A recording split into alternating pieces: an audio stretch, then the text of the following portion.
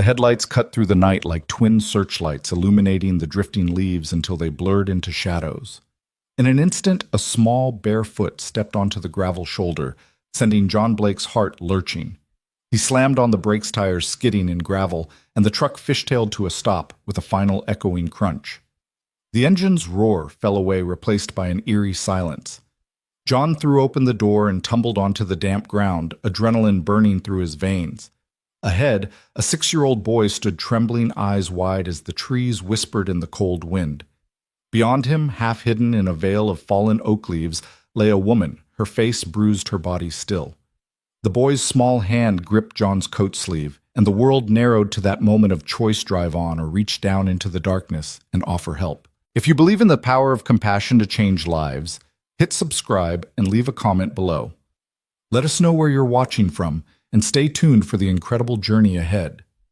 John sank to his knees beside the boy, and the motionless woman, the flashlight in his jacket pocket suddenly too dim to matter. He pressed a gloved hand to the woman's neck and found a thready pulse. Relief and urgency mingled in his chest as he glanced up at the boy who stood barefoot in the chilling night air. "Hey there," John said softly, voice steady despite the pounding of his heart. "I'm John. What's your name?" The boy looked at him with wide, haunted eyes, his lips trembling. "Leo," he whispered.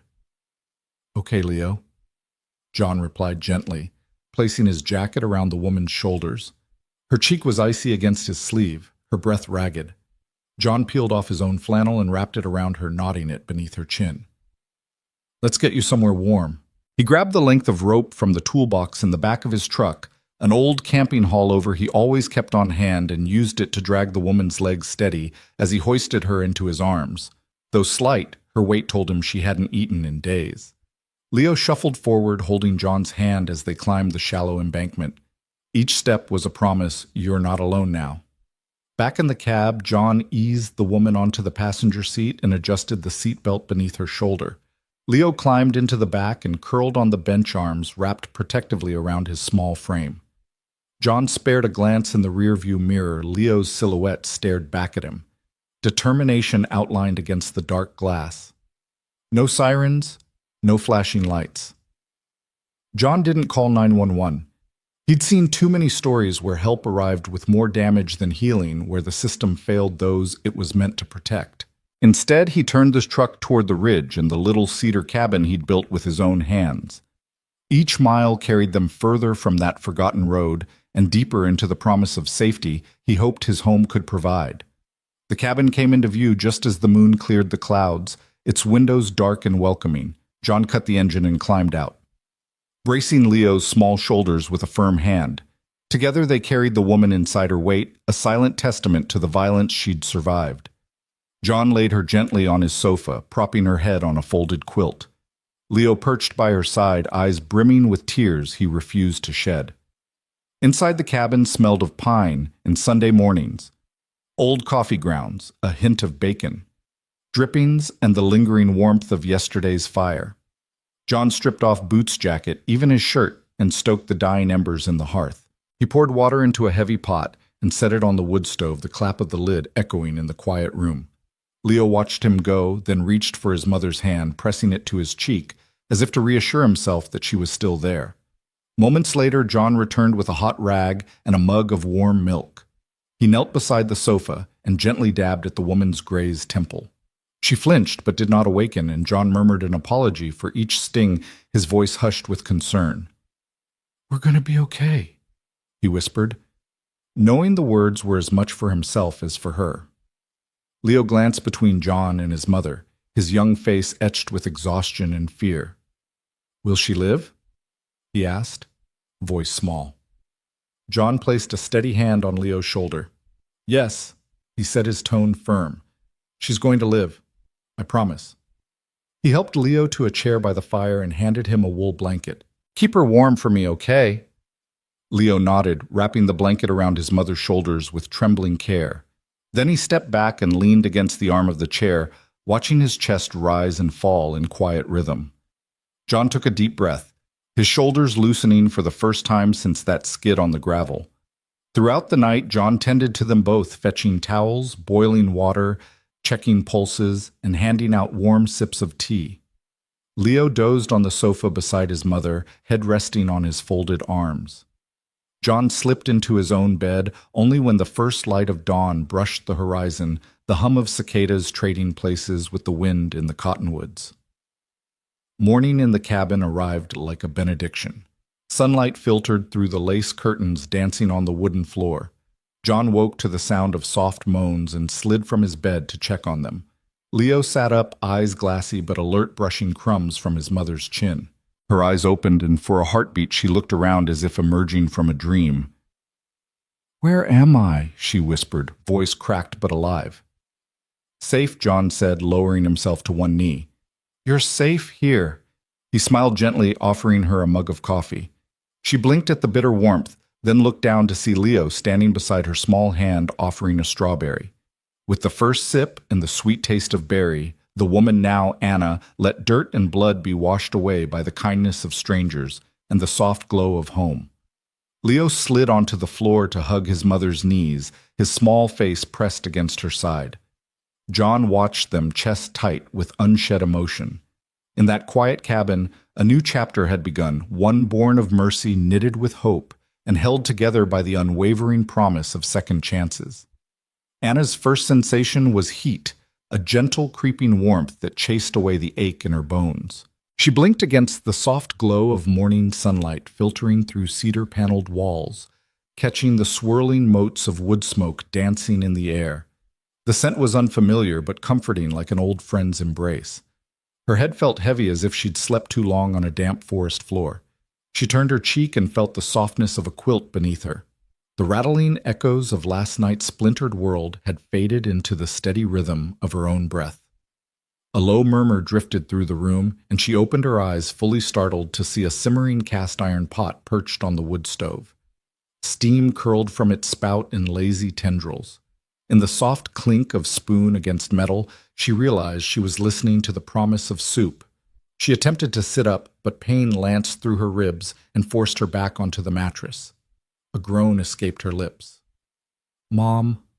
A small voice quivered with concern. Anna's eyes focused on a little girl standing in the doorway. Golden curls tumbling around a face framed by big, curious eyes. 6-year-old Emily Miller, John's daughter, crept forward, holding a bowl in both hands as though it contained the world's most fragile treasure. "It's okay," Emily whispered, voice steady, with a kindness that belied her years. "Soup's cool enough now. You should eat." She offered the bowl like a gift.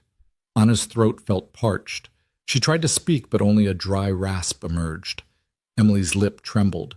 "Here," she said, lifting the bowl to Anna's lips and tipping it gently so the fragrant broth brushed Anna's tongue.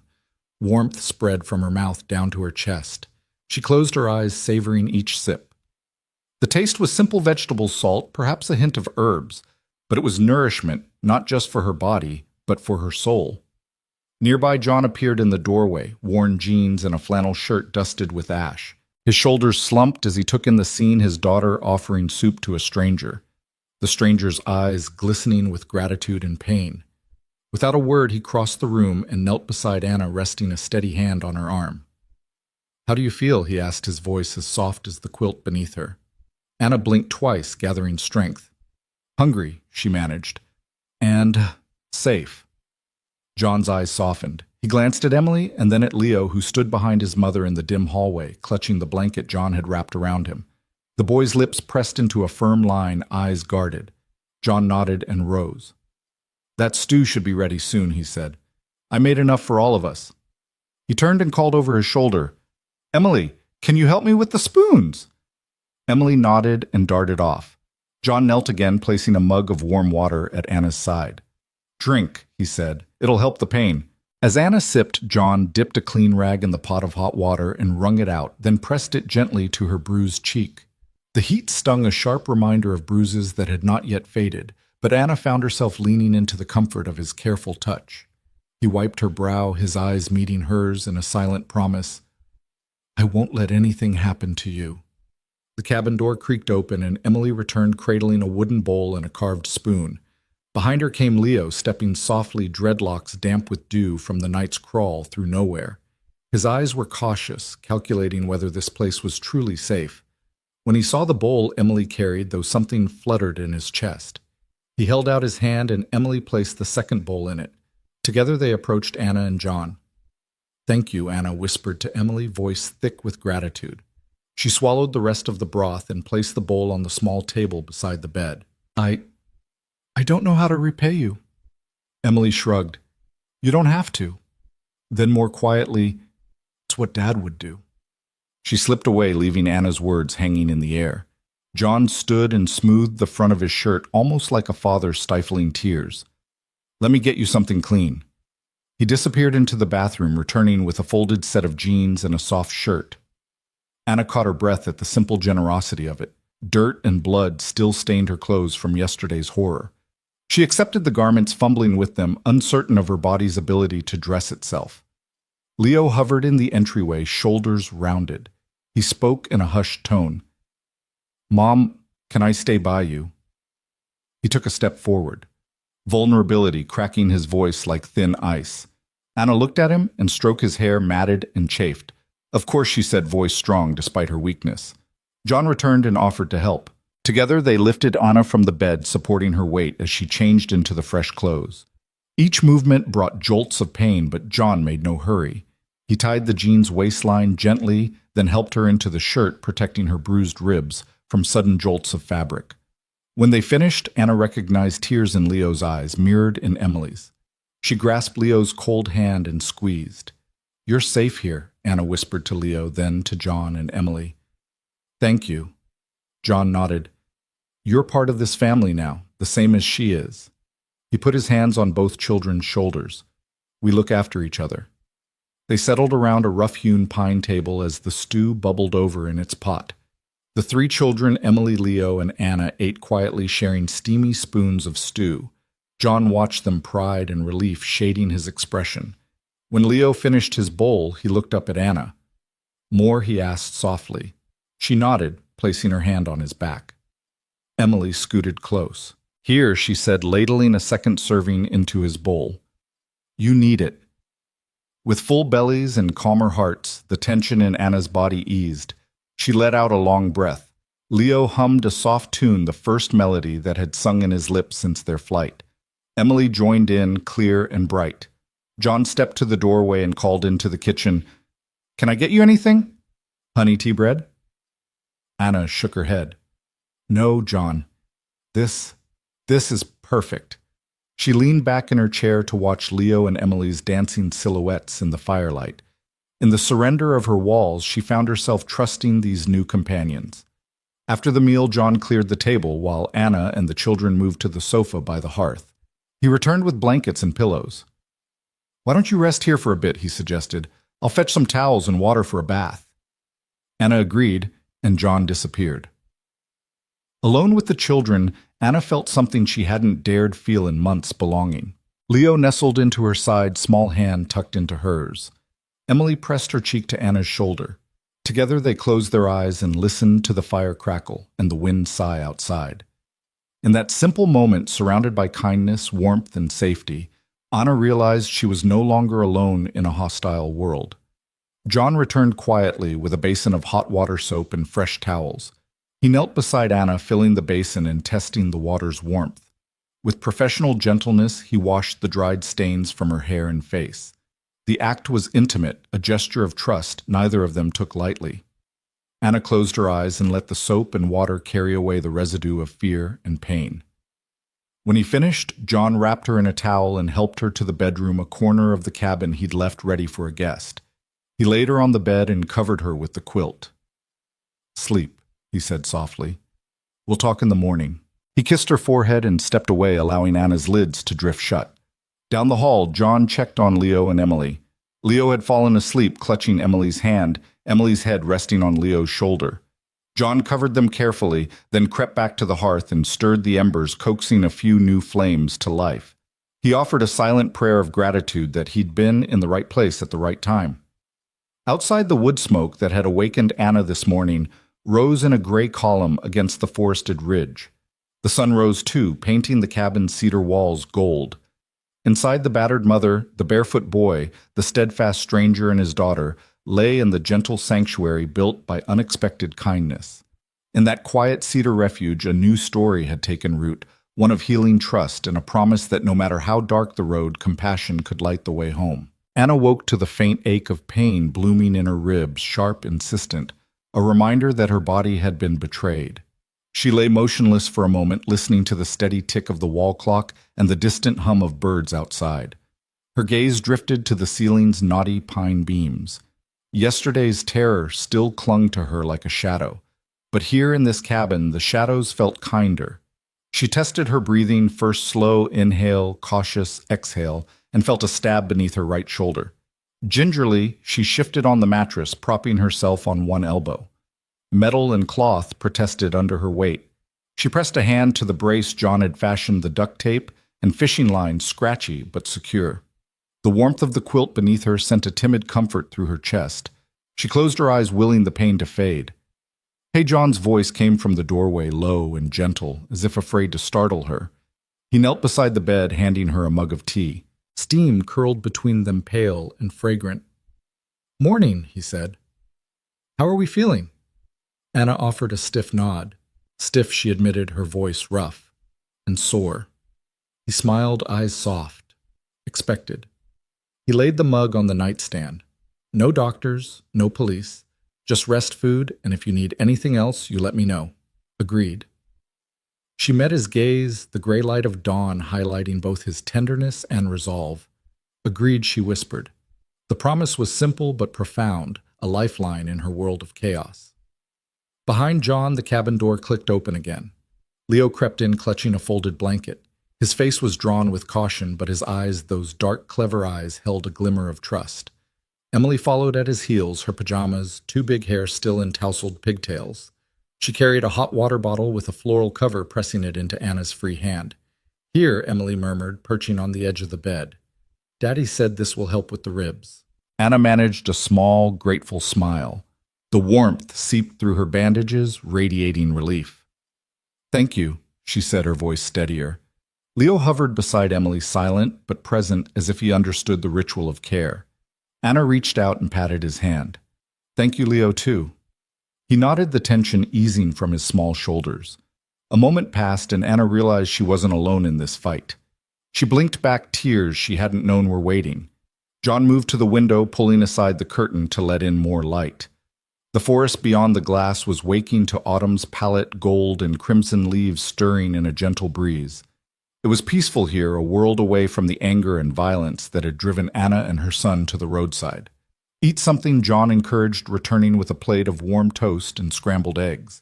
He set it on Anna's lap. Emily scooted closer, holding a second plate for Leo.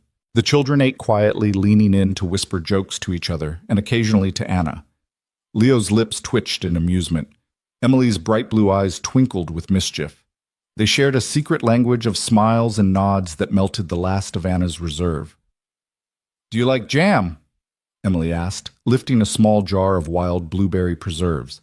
Leo pointed to his toast, 2 thumbs up. Anna tasted the soft, sweet burst of berries and closed her eyes. "Delicious," she said. "You made good jam." Emily beamed. "Grandma taught me." Anna's chest tightened at the mention of her own mother. She hadn't spoken of her family in a long time, no one asked. But here Emily and Leo offered connection without interrogation. It felt safe. John watched from the edge of the hearth as the trio ate. When they finished, he brought over a basin of warm, soapy water and a soft towel. "Let's get you cleaned up," he said, offering a gentle nod toward the small wash basin by the door. Anna hesitated, then allowed him to help. She sat at the basin while John poured water and gently dabbed at the dried blood on her arms and collarbone. His hands were sure but light, respectful of the pain. She closed her eyes, letting the water wash away the grime and fear. Leo and Emily knelt beside her, each holding a clean washcloth. They helped John, handing him the cloths or silently dipping them in the basin. The 3 of them worked together, an unspoken covenant of care that stretched between them. When Anna's skin was clean and her hair brushed free of leaves and twigs, she felt for the first time since her escape that she could breathe fully. She looked at Leo and Emily, her heart swelling. "I don't know how to thank you," she said softly. Emily tilted her head. Just stay, she offered. Be our friend. Leo nodded. His smile was shy but unequivocal. Anna felt tears slip down her cheeks, but these were good tears, tears of gratitude and hope. John returned with fresh clothes, soft plaid flannel, and Henley folded and warm from the dryer. He handed them to Anna. Here, he said, get dressed when you're ready. Anna stood every movement mindful of her healing frame. Leo and Emily moved to stand guard at the door, giving her the privacy she needed. She slipped into the clothes, wincing but determined. When she emerged, each child gave her an approving nod. John wrapped the quilt around her shoulders again and guided her to the rocking chair by the fire, where he'd set a bowl of oatmeal topped with brown sugar and butter. The scent coaxed another appreciative sigh from her. She accepted the bowl on her lap, and Leo climbed onto the floor beside her, head resting on her knee. Emily sat in the chair's crook, leaning in to feed Anna a spoonful of oats. They ate together, a family in formation. No questions about last night's horrors, no probes into her past, just a shared meal and the promise of quiet healing. When the bowl was empty, Anna leaned back, exhaling. She glanced at John, Leo, and Emily, each offering her a small, encouraging smile.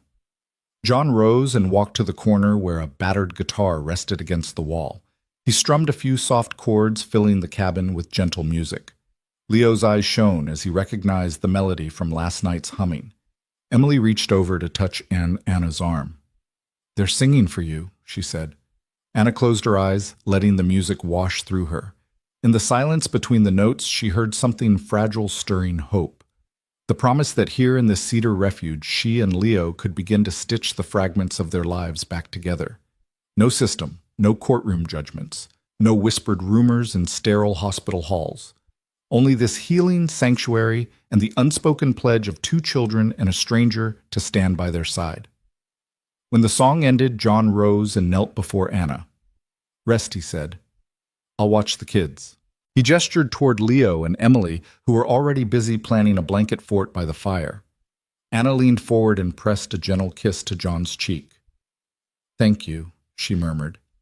He nodded, not needing words in return. As John stepped away, Anna settled back into the rocking chair. Leo crawled into her lap and Emily curled up at her feet. The three of them rocked gently, lulled by the soft crackle of wood and the quiet beating of new trust. Outside, the wind rustled the cottonwoods, but inside, Anna felt secure for the first time in a long while. She closed her eyes, allowing herself the luxury of peace, knowing that whatever lay ahead, she was not alone. John slid 2 plates of scrambled eggs and toast onto the table, steam rising in lazy curls beneath the low-hung kitchen light. The sun had barely crept above the pines, painting the cabin in soft amber. Anna wrapped her fingers around a mug of coffee, so strong it stung the back of her throat, grateful for its warmth. Leo and Emily sat side by side, passing a bowl of fresh fruit back and forth as they whispered their morning observations. John poured himself a mug and took the seat across from Anna, setting his cup down with a soft thump on the wooden tabletop. For a moment they ate in companionable silence. The crackle of the stove and the birdsong through the open window were the only sounds. Anna's fingers toyed with the handle of her mug, twisting it in slow circles. The bruise on her cheek had faded to a bruised purple, and she flexed a rib cautiously, no sharp twinges today. She took a sip of coffee and let the flavor ground her, giving her courage. How long have you lived here? She asked John, voice low. His gaze met hers, steady behind the steam of his coffee. 5 years, he said, lifting a forkful of eggs. Moved out of the city after everything.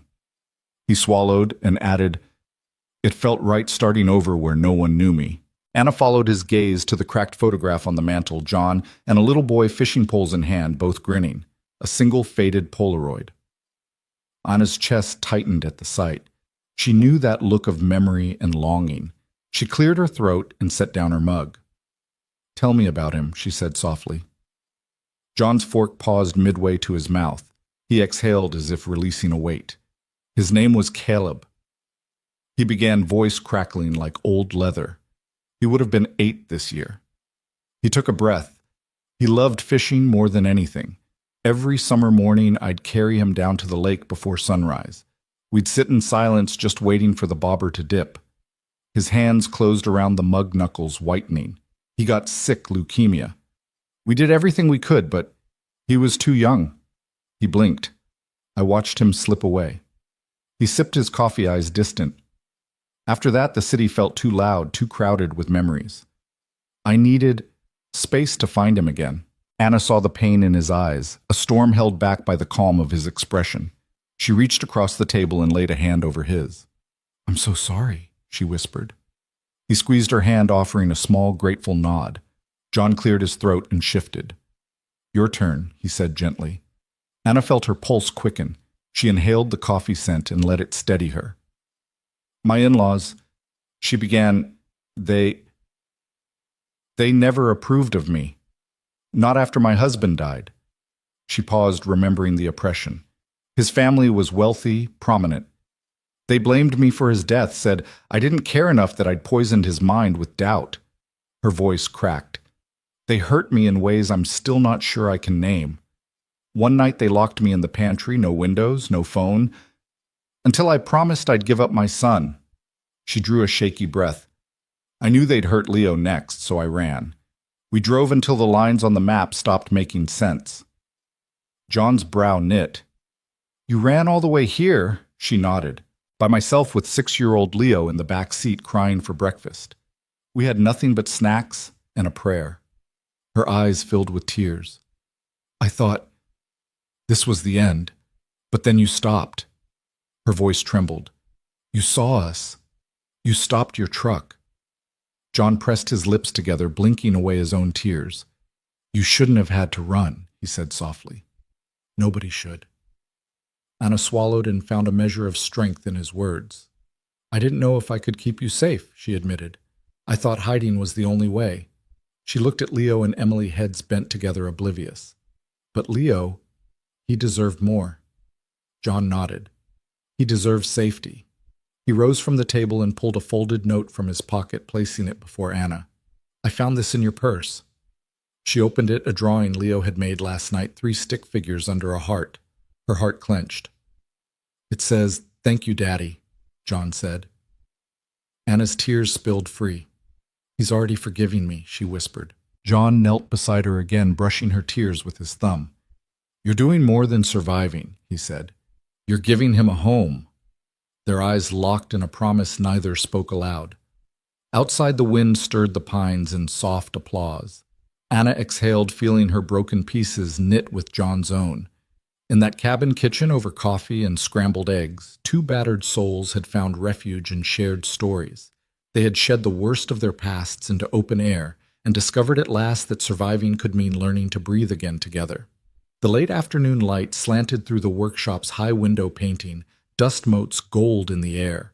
Shelves of gauges, oil cans, and half-finished wooden toys lined the walls.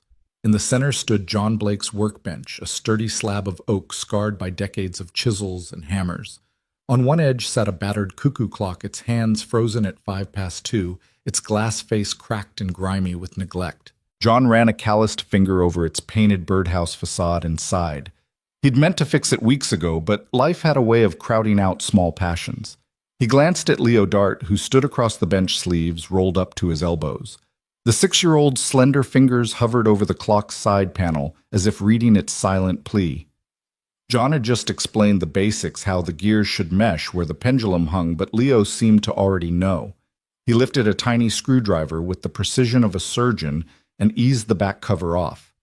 John leaned forward. "Careful with that cog," he warned softly, but Leo only nodded, blue eyes focused. One by one, the gears emerged: a sunburst wheel, a ratcheting escapement, a slender pinion. Each piece Leo laid on a faded cloth with deliberate care. He touched nothing else, as though the wood chips and sawdust around him existed in another world. John watched, chest tightening with awe. He remembered guiding his own small son's chubby hands across a simpler clock years ago. But Leo was different. He moved with calm intention, as if the mechanism's voice spoke directly to him. The boy's skin was pale, smudged with grease, and his hair had that wild curl Emily's pigtails sometimes adopted after playtime. Yet every motion he made was controlled, exact. "Where'd you learn this?" John asked, stepping closer. Leo glanced up, expression thoughtful. "I read about escape wheels," the boy said. "They control the tick." He turned back to the parts. "And this is the verge that lets the pendulum swing." His words stumbled over big vocabulary, but he spoke them with ease as if the clock's essence lived inside him. John's breath caught. I didn't teach you that. He wiped a hand across his flannel. You just know it. Leo gave a quick shrug, then set to work. He lifted the largest gear and placed it on its arbor, wincing at the stiff resistance. John handed him a dropper of oil, and Leo coaxed a bead of lubricant onto the pivot. Less is more, he said, echoing John's own favorite motto. John swallowed, blinking hard. The boy was recalling instruction he'd never given. Moments later, the final gear clicked into place. Leo slid the back panel on and tightened the last screw. He lifted the clock and set it on the bench's edge. With an air of ceremony, he pulled the silver chain, letting the weight drop, and began the slow swing of the pendulum. The clock ticked soft, even alive. John's jaw dropped. Leo. He began voice cracking. The clock's cuckoo door sprang open with a gentle click, and a tiny wooden bird emerged, shifting its painted head once before retreating. Then it emerged again. The familiar cuckoo echoed through the workshop, delicate and precise. Leo's face broke into a grin, bright and triumphant. Emily, who had slipped in the back doorway, let out a gasp of delight. She'd been watching from the threshold, worried her brother wouldn't manage it. John crossed the last few feet to stand beside the boy. He laid a hand on Leo's shoulder. You did that, he said softly, as if afraid to wake a dream. You really did it. Leo shrugged again, as nonchalant as a child who built sandcastles. It just needed fixing, he said. John knelt to eye level. You understand how it works, he said. That takes something special. Leo nodded. Then his expression dipped. My dad, he used to fix clocks too. He died before I was 6. He paused, gaze drifting to the floor. I think he'd be proud. John's heart tightened.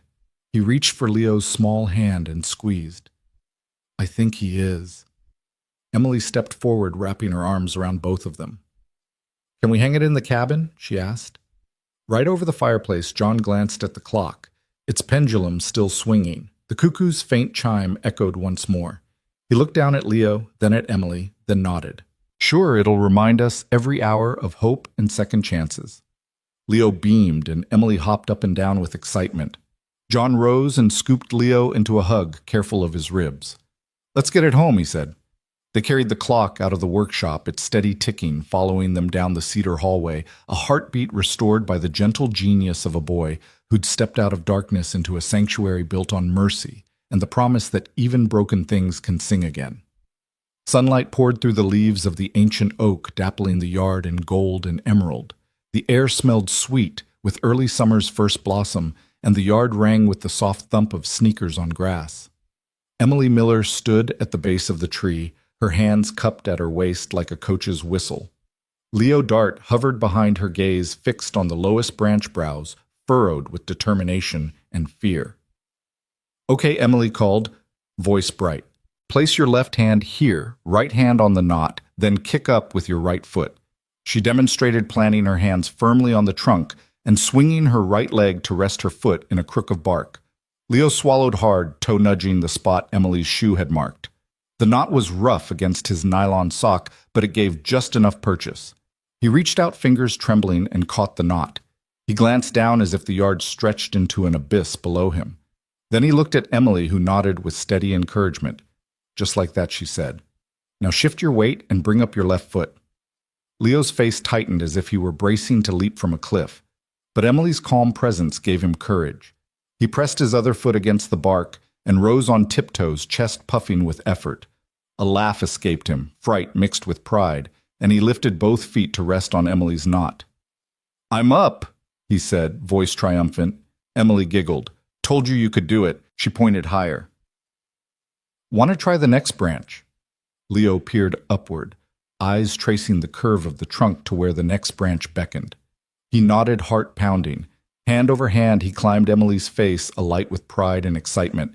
At the third branch, he froze, chest heaving. I'm scared, he admitted, voice small. Emily slid down to stand beside him on the lowest branch. She held out a hand. It's okay to be scared, she said. Just take it slow, and I'll always be right here. She lifted a foot up to the second branch, then reached down to guide Leo's hand to rest on her ankle. Together. Leo braced himself and took Emily's hand. Their fingers met across the gap between branches, a bridge of trust.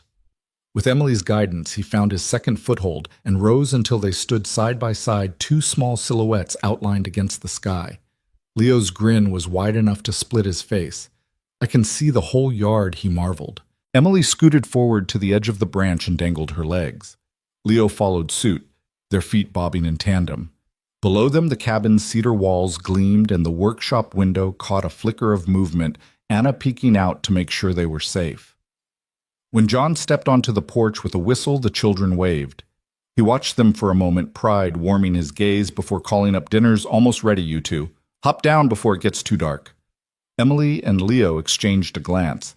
Then, with practiced ease and Leo's newfound confidence, they climbed down branch by branch until their feet touched the earth. Emily pumped her fist. "You did it, Leo." He returned the fist bump with a laugh. "Thanks to my coach." Then he turned to John. "Can I come help Anna bake bread?" John's eyes sparkled. "I'll let her decide."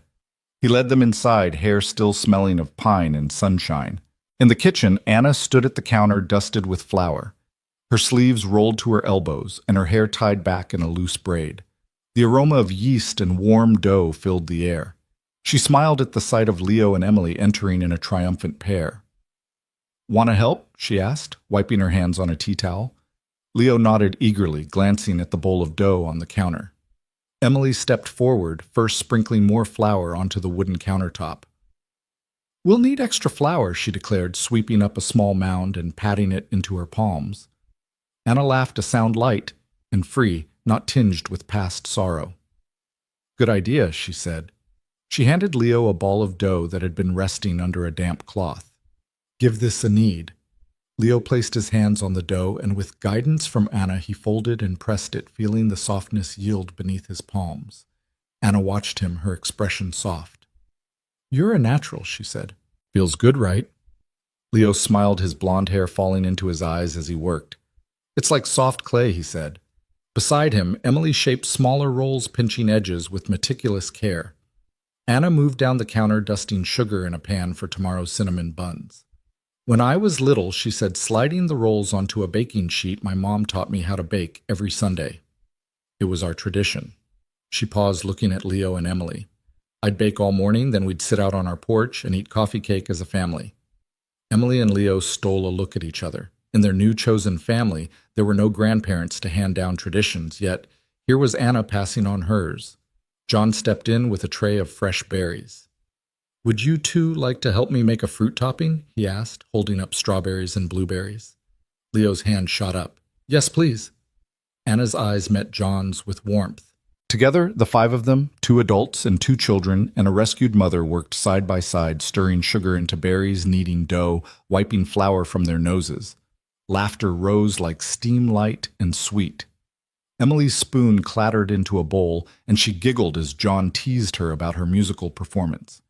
Leo's dough slipped free from his fingers and slapped onto the counter, causing a delighted squeal. Anna scooped him into a hug, her heart tightening with joy. This was childhood, rekindled small moments of play and learning, each a brick building the walls of their new home.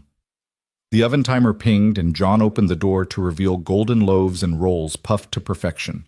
He ushered everyone back to the table, and they shared the warm bread with butter melting into every crack, while the kitchen window framed a last glimpse of dusk settling over the yard. Later, as the children washed sticky hands while Anna played with soap bubbles, John stacked the fresh loaves on a cooling rack. He caught Anna's eye and nodded toward the living room where Emily was teaching Leo a clumsy dance step to a tune they'd invented in the yard. Anna smiled, a soft light in her eyes. When the kitchen glowed only with lantern light, Anna tucked the children into their blankets on the sofa, eyelids heavy. She lingered a moment to brush Leo's hair and tuck his blanket around him, then knelt beside Emily to press a kiss to her forehead. Leo and Emily drifted to sleep with smiles lingering on their faces. Proof that laughter and safety could knit up wounds in ways comfort and play provided. John emerged from the kitchen with 2 mugs of cocoa and offered one to Anna. They settled into the rockers by the hearth, the oven's warmth still swirling through the room, and the promise of fresh bread tomorrow lingering in the air. Outside, the oak's silhouette stood sentinel against the night sky. Its branches, once a climb conquered by two small adventurers, now whispering lullabies to the cabin below. Anna sipped her cocoa and let out a contented sigh. "Today was wonderful," she said, voice soft. John nodded, eyes tracing the flicker of firelight over her face. It was he agreed. "We're building something good here." Anna's gaze shifted to the doorway where the children slept and then back to John. "Thank you for letting us in." He reached out, covering her hand with his. "We chose each other," he said, "and I'm grateful every day." Their hands tightened around each other's, and for a moment the soft glow of bread baking and children laughing seemed to fill every corner of the world. In that quiet cabin, the echoes of yesterday's pain were replaced by the simple triumphs of children climbing oaks and kneading dough. Each shared laugh, each new tradition wove them together. Two families reborn under one roof. Childhood rekindled in the warmth of a chosen home. A low rumble drifted through the cabin just as the last embers in the hearth surrendered to the night. John glanced at the clock, 8:30. He'd promised the children one more story before bed, and he strode to the bookshelf to find a worn hardcover when the rumble he'd mistaken for distant highway traffic cracked into an urgent roar. Outside, wind whipped against the cedar walls, rattling the panes like urgent taps for help. Anna stood in the kitchen doorway, hand on the frame, as fat drops began to pelt the roof. "Is that thunder?" she asked, voice tight with tension. Leo and Emily had abandoned their fortress of couch blankets, standing frozen by the fireplace. John set aside the book and crossed the room. "Looks like a storm's rolling in," he said, pulling a lantern from the countertop. He lit it with a soft flick and carried it to the center of the room, its glow pushing back the shadows. Emily grabbed her stuffed fox Kip, clutching it close. Leo hovered by the window, his eyes wide as the trees bent in the gathering gale. Rain pounded the cabin in ragged sheets, the windows shuddering under each heavy drop. The wind howled, tugging at every loose shutter and stirring the curtains into frantic dance. In the kitchen, a loose pot clanged against the stove, its metal rim trembling. The cabin felt suddenly small, vulnerable. Anna's lower lip quivered. She'd managed the early days of recovery with a stoic grace, but the storm's fury unlocked something primal. Her breathing grew shallow. She wrapped her arms around herself as though bracing against the elements. "John," she whispered, voice shaking, "I can't do this." John dropped to one knee before her, gently lifting her hands away from her sides. "Hey," he said, voice calm but firm. "This is our home." He paused, letting the lantern's glow catch the mixture of fear and tears in her eyes. "You're safe here. You're not alone." He wrapped an arm around her shoulders and drew her close, careful of her healing ribs. Anna leaned into him, closing her eyes. "It's so loud," she breathed. "It's like it's chasing me." He brushed damp hair from her forehead. "I know." He shifted, pulling her toward the rocking chair Sal was once carved into. "Come sit with me." He guided her to the chair and she sank into the cushions. He sank beside her, the lantern between them. The wind's roar crescendoed, and in the pitch black beyond the windows, lightning jagged the sky. A crack sounded somewhere overhead, wood groaning under the storm's weight. Emily pressed Kip into her mother's lap, and Leo climbed onto the other side of John's chair, settling between his knees. John drew a slow breath, feeling the children's soft bodies breathe against him.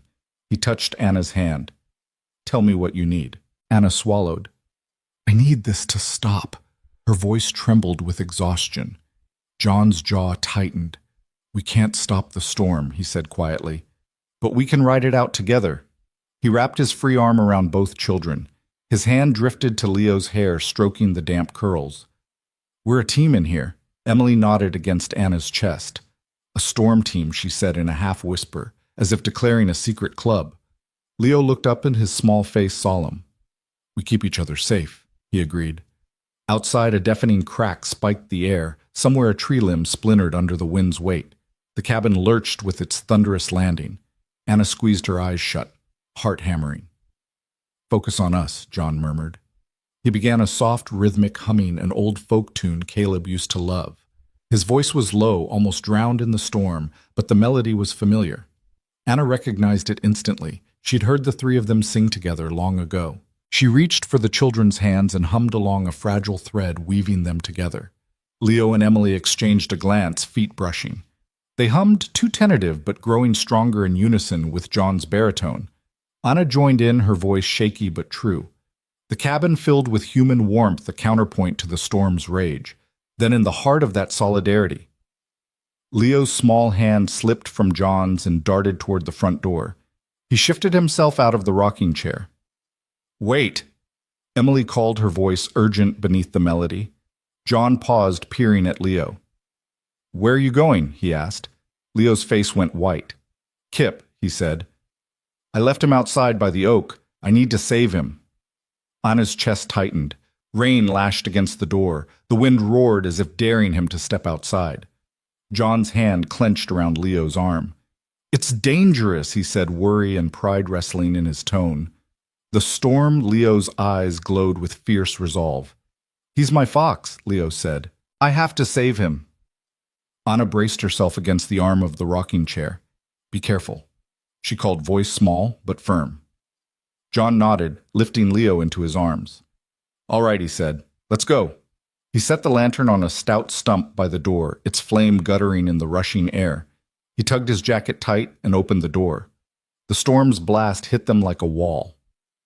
Rain and wind swirled around John and Leo as they squinted into the black. The yard had turned into a white blur of motion.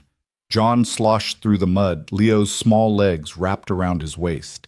He shielded the boy with his body. Each step was a slip, a fight for footing.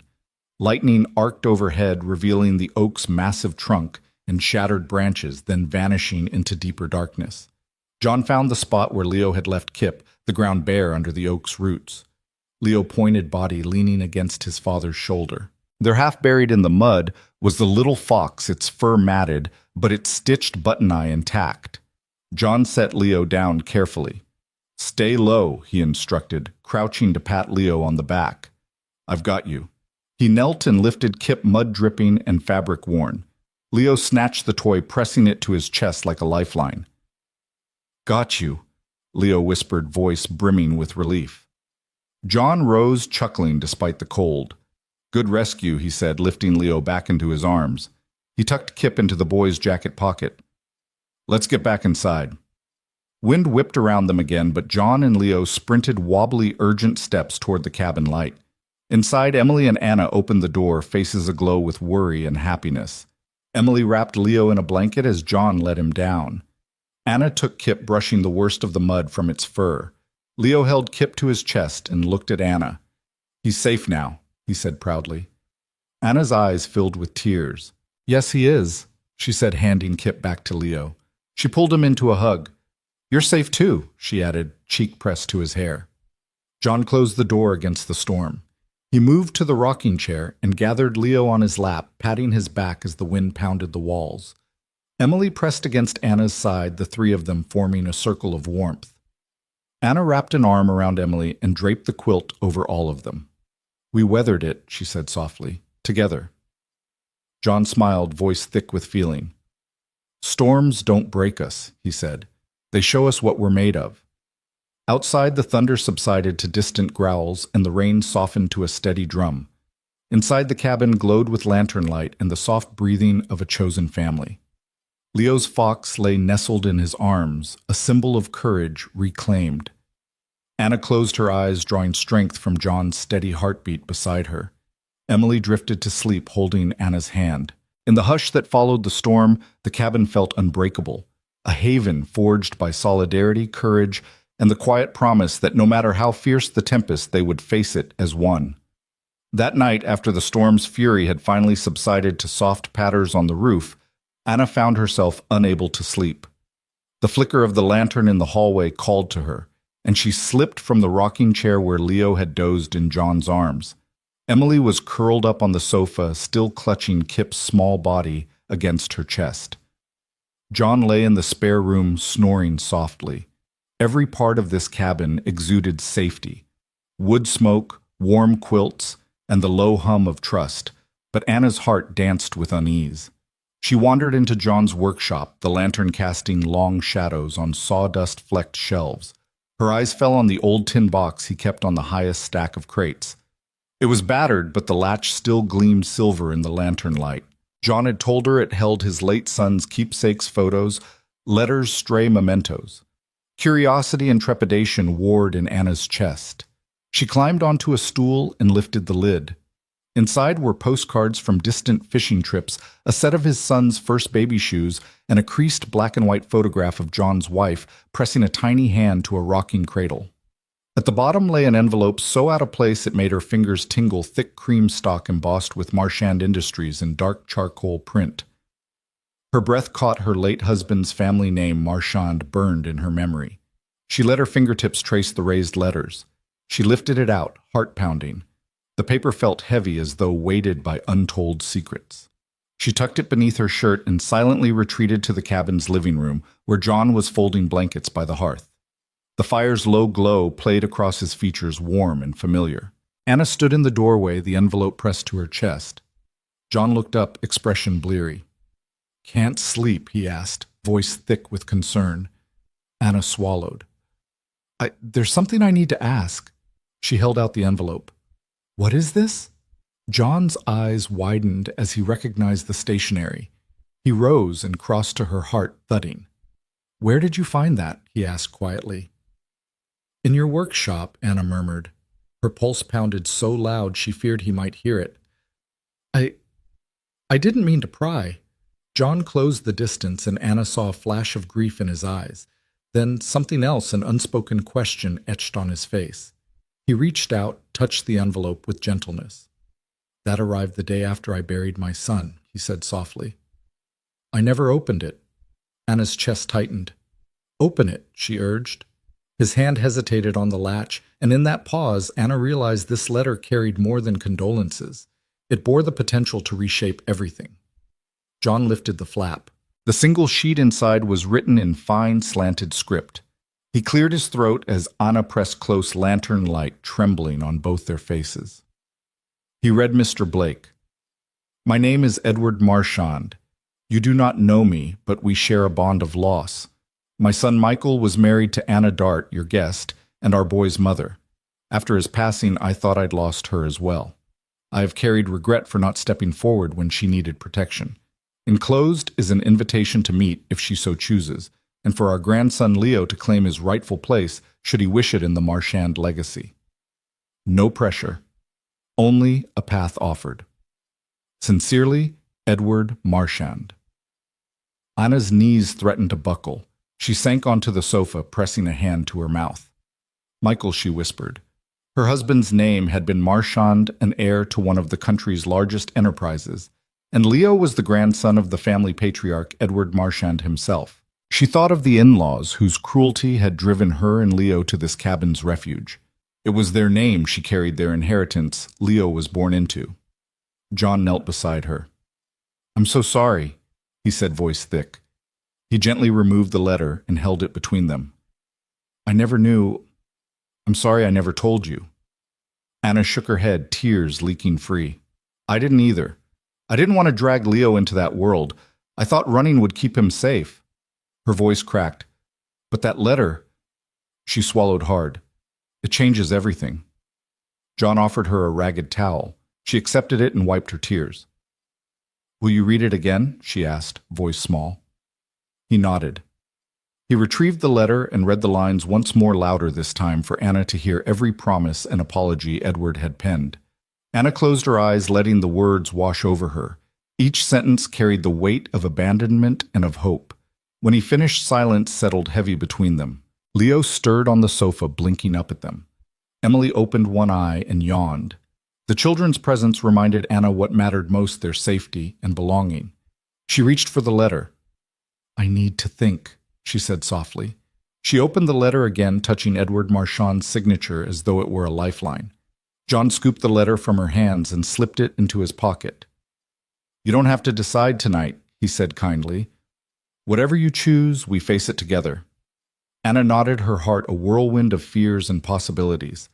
The cabin's warmth held them close as rain tapped gentle rhythms on the roof. She glanced at Leo, who hugged Kip, and peered at the envelope in John's pocket with wide curiosity. She pressed a kiss to his forehead. You belong to me, she whispered, voice sure, and to this family. She looked at John, gratitude shining through her tears. Thank you for being here, for not letting them take us. He took her hand, linking fingers. You're home, he said simply. Here, you're safe. In the hush that followed, Anna's mind raced with all the ways her son might claim his legacy. But for now, she would sleep on the promise of a meeting that might bring healing from past wounds. She leaned into John's warmth, the envelope's secret resting between them, like a promise that nothing hidden could resist the light of kindness and courage. Anna woke before dawn, the marshland mist curling around the cabin like whispered regrets. She lay in the bed John had prepared for her, staring at the ceiling's cedar planks as memories pressed in the slam of her in-laws' front door, their whispered promises to make things right. The panic in Leo's eyes as she drove through the night. She shivered not from cold but from the weight of history. How could she ever face a courtroom again? How could she reclaim her name when it had been bent into accusations and lies? A soft knock on the door roused her. John slipped inside, coffee tray in hand. Leo lay sleeping beside Emily on the sofa, their small faces smooth with innocence. John set the tray down on the nightstand and perched on the edge of the bed. Morning, he said quietly, offering her a mug. Anna took it with both hands, breathing in the roast's comfort. I couldn't sleep, she admitted. I keep seeing their faces, my in-laws, and hearing their threats. She hurt her thumb on the rim, a small reminder of the bruises she'd hidden. I ran for his life, John. I didn't think I'd ever have to go back. John nodded, voice gentle. You did what any mother would. You protected Leo. But if you never stand up now, they'll keep you both hidden like you deserve shame. He paused, his gaze steady. You deserve your name. Leo deserves his future. Anna closed her eyes, the letter from Edward Marchand heavy in her purse like a promise and a threat all at once. Edward had offered a meeting in Olive Branch steeped in regret, but it was a start. The man who once rejected her was now extending his hand to rebuild the bridge she'd burned in self-preservation. She set her coffee down and swung her legs over the bed. I'm scared, she confessed. If I file against them, they'll come after us. They have money influence, power. John rose and wrapped an arm around her shoulders. Then we'll match them with something more powerful, truth. And you've got me, Emily and Leo, and whatever Edward Marchand brings to the table. He pressed a kiss to her temple. You're not alone in this fight. Anna felt tears slip free. She drew his shirt close. Thank you, she whispered. I don't know how to start. He lifted her chin, his eyes bright. First, we gather everything. Medical records from the doctor after the pantry. She winced at the memory but nodded. He gave me stitches, recorded my bruises, but I never followed up. We'll get the copies, John said, already moving into problem-solving mode. Then we document Leo's custody through the letter you found. Edward's offer. That counts as acknowledgement of paternity and inheritance and protection. We'll have a family lawyer draw up a petition to the court. We're not asking for favors. We're demanding what you and Leo are owed. Anna pictured her trembling walk through the courthouse hallway, papers clutched tight in her hand. But John's certainty anchored her. Okay, she breathed. Let's do it. They worked side by side, John on the phone tracking down medical offices. Anna writing down the timeline of threats, abductions, the night in the pantry, and their flight. Leo and Emily sketched plans on the kitchen table. Leo drawing a courtroom with 2 doors labeled Truth and Justice, Emily adding hearts around it for hope. Their innocent artistry lifted Anna's spirit, reminding her that this battle was about them, not just her scars. By late afternoon, she had a folder thick with evidence, doctor's notes, a transcript of Edward's letter, a map of their flight path, and sworn statements from neighbors who had witnessed her collapse. John added a typed narrative woven with facts and emotion. We're ready, he said, sliding the folder across the table. Anna's hand shook as she picked it up. Tomorrow, John continued, we file. Then you'll stand before the judge, Leo, at your side and tell them your story. Anna looked at Leo curled asleep on the sofa. She imagined him older, strong in his Marchand legacy, but grounded by this cabin's love and the courage she'd taught him. She pressed the folder to her chest, heart swelling. For you, Leo, she whispered, kissing the sleeping child's forehead. That evening, after Emily and Leo were tucked into their beds, Anna and John sat in the soft lamplight. The folder lay between them like a pact. Anna ran her fingers over the embossed leather cover. I'm nervous, she admitted. What if they dismiss me? John reached across and took her hand. Then we appeal. And if that doesn't work, we go higher. You'll tell your story until the world listens, and I'll be right beside you. Anna looked at his unwavering expression and felt courage bloom. She folded her voice into his calm steadiness. I'll do it, she said. I'll stand in that courtroom and say, my name is Anna Marchand. My son is Leo Marchand. Don't you dare take that from us. John smiled, and for the first time in months, Anna felt a fierce pride ignite inside her, a fire that no threat, no memory of violence could extinguish. In the quiet cabin, their chosen home, they faced the stormheads of their past together. Tomorrow they would step out into a new dawn of truth, and no matter how powerful their opponent's solidarity and love would carry them through.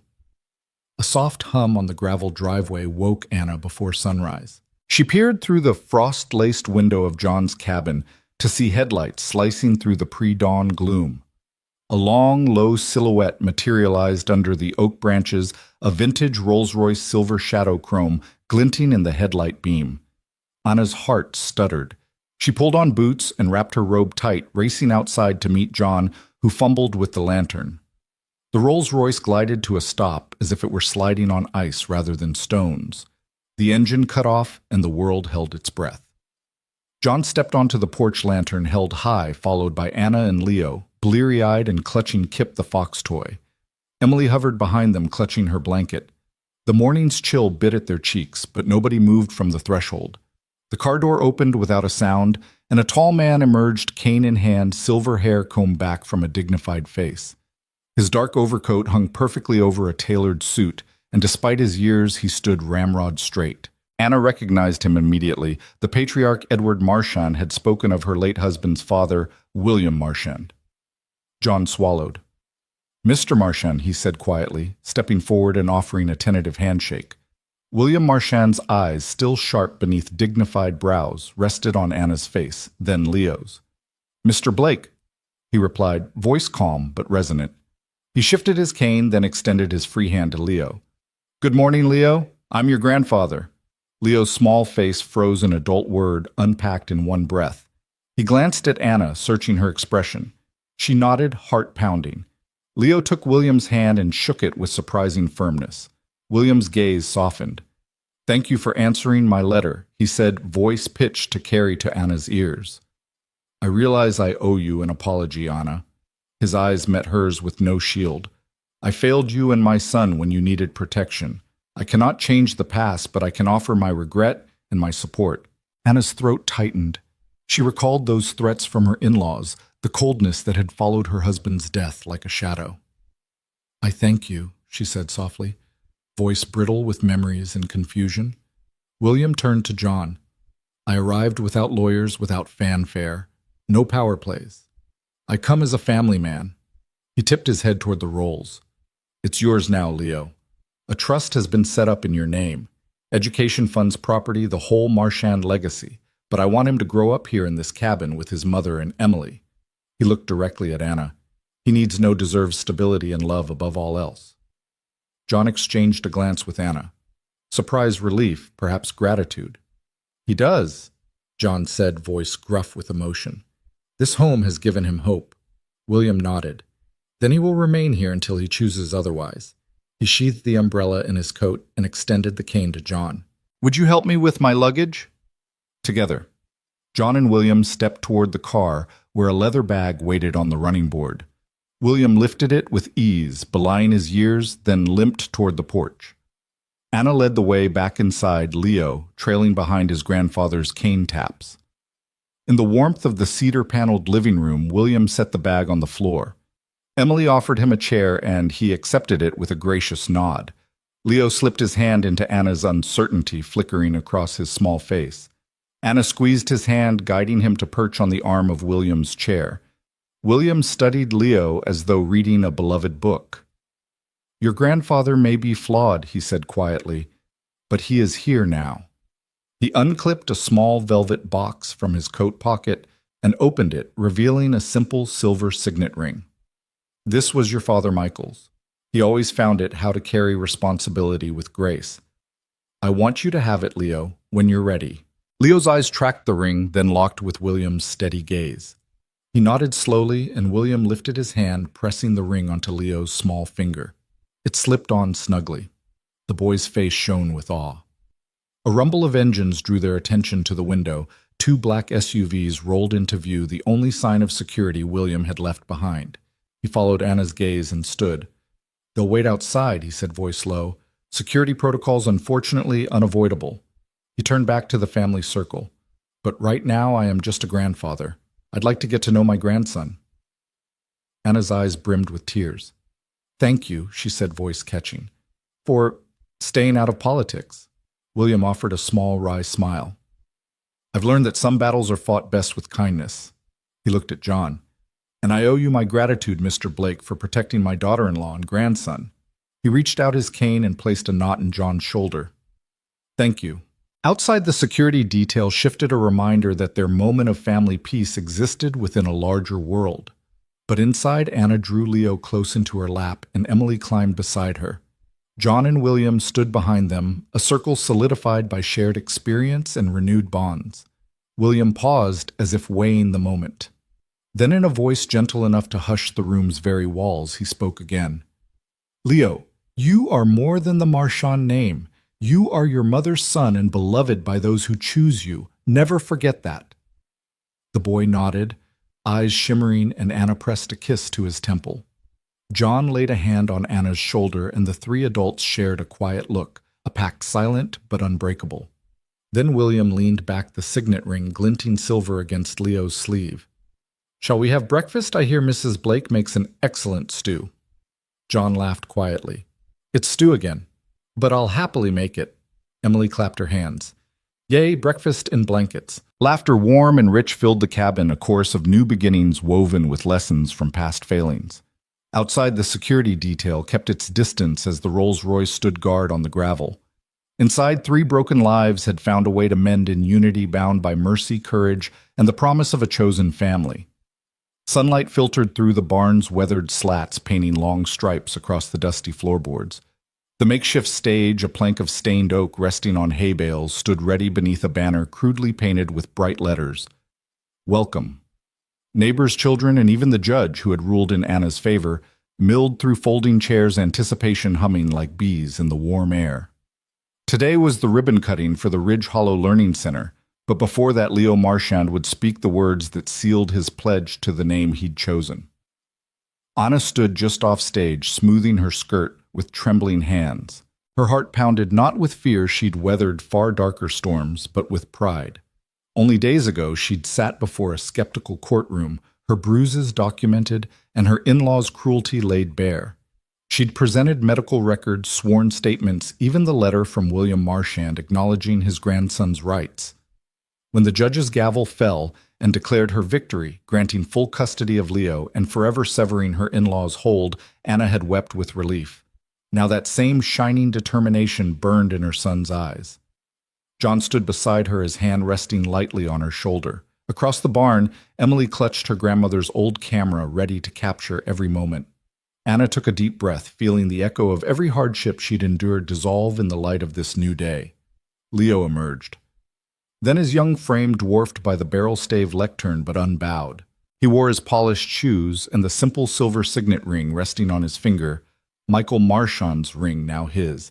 He lifted both arms in a practiced gesture, and the crowd stilled an expectant hush falling over them. "Thank you all for being here," Leo began, voice steady, eyes bright under the barn's peaked roof. "I'm Leo Marchand. Until recently, my name meant nothing to me but pain and secrets. But now it means something I've earned, and that's why I'm not just accepting it. I'm vowing to earn it." He paused, letting those words settle.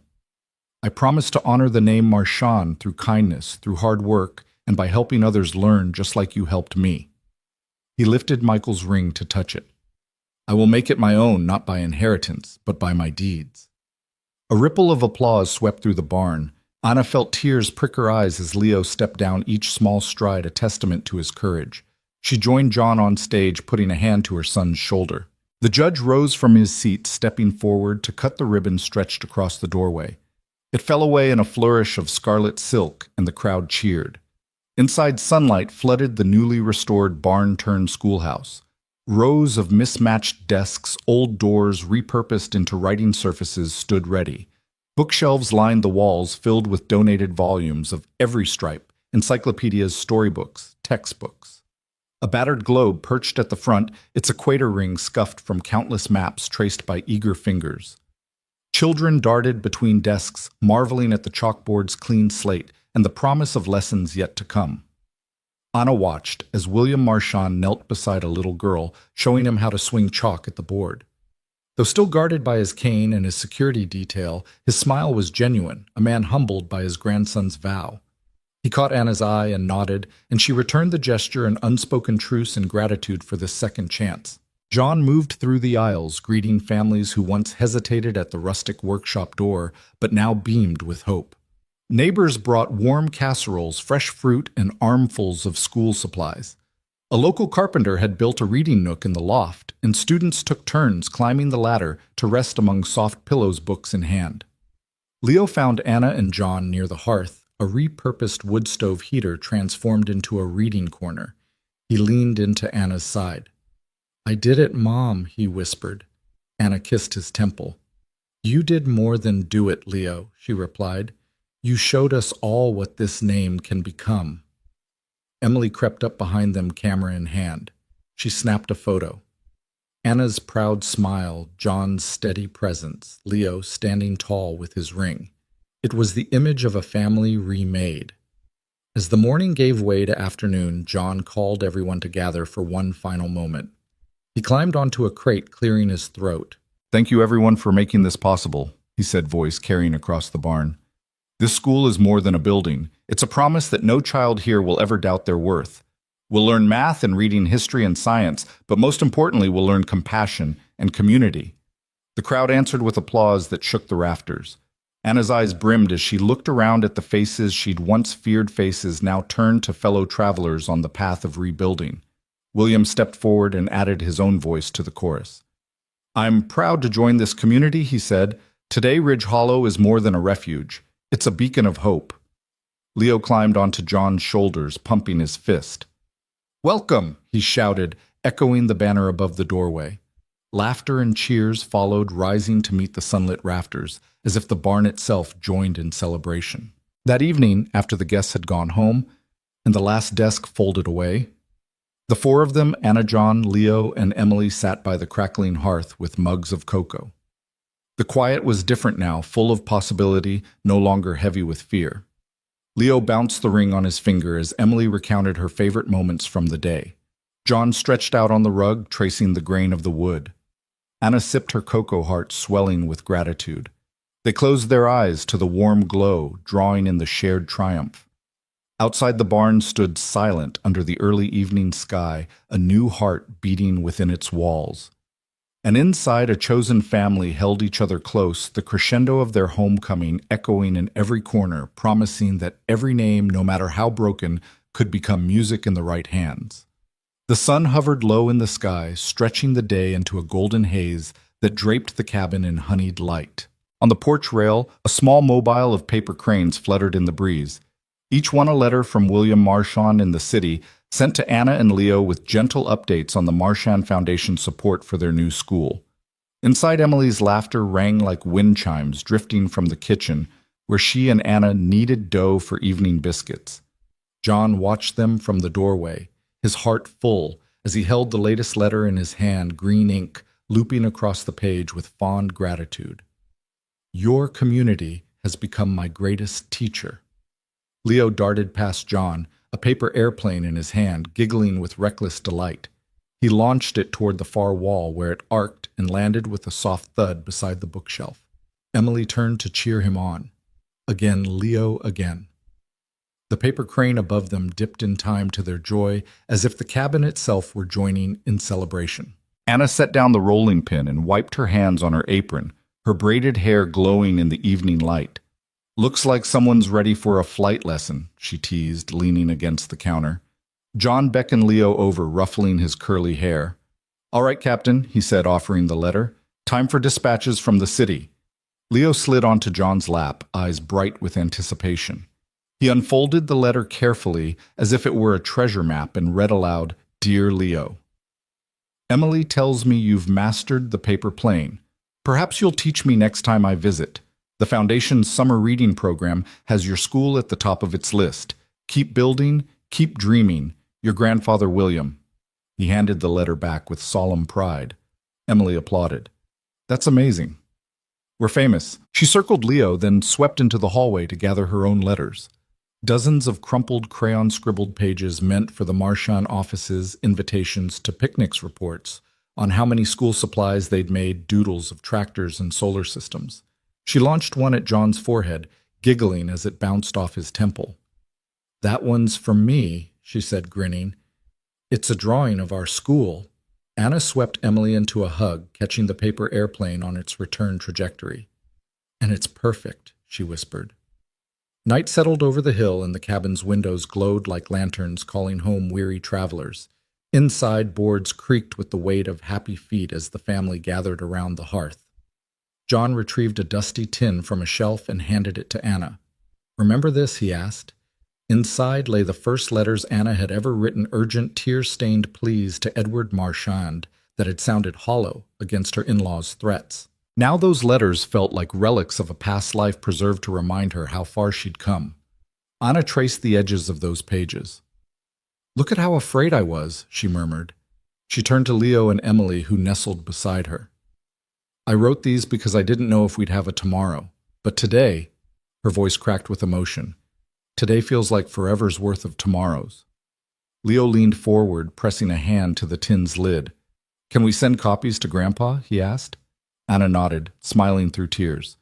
"We can do more than that," she said. "We can show him our school's first newsletter, our field trip, our science fair." She counted on her fingers and the art show we're planning for next month. She paused, looking at John. "There's no end to what we can share." Emily snuggled against Anna's side. "We're a real family," she said, voice muffled in the quilt. "All of us." John slipped an arm around Anna's waist and kissed her temple. "Family reborn," he murmured. "From a roadside rescue into something beautiful." Outside, the crickets sang their nightly chorus, and the mobile of paper cranes sighed on its string. The cabin's walls had once echoed only with silence. Now every surface vibrated with life. Even the old cuckoo clock in the corner, rebuilt by Leo's steady hands, ticked confidently, marking each second of renewal. As the last light bled from the sky, Anna stood and turned off the lamp by the hearth. Leo and Emily yawned in unison. John lifted Leo into his arms and carried him down the hall to the guest room where a small cot waited beneath a window stenciled with stars. Emily lingered with Anna in the doorway, hair the color of dusk lips pressed to her mother's cheek. Emily offered Anna a folded paper crane, a final letter for the night. Anna took it, her heart full, and kissed her daughter good night. The hallway light clicked off, and the cabin fell into a hush that felt sacred, a blanket of peace after the storm of their lives. In that hush, Anna and John stood side by the window, watching the stars emerge like promise. Leo's soft breathing came from the cot. Emily's steady heartbeat echoed from the room beyond. The world had been harsh, unyielding, but in this place, through kindness, courage, and unwavering solidarity, a family had been reborn. Under summer's long luminous sky, letters and laughter wove their way between cabin and city, binding past regrets to future dreams. The echoes of giggles, like fragile fragments of music, filled every room once haunted by sorrow. From that roadside rescue to the triumphant ribbon-cutting crescendo, 3 wounded hearts had found their melody again, and in their chosen home they would sing it together endlessly.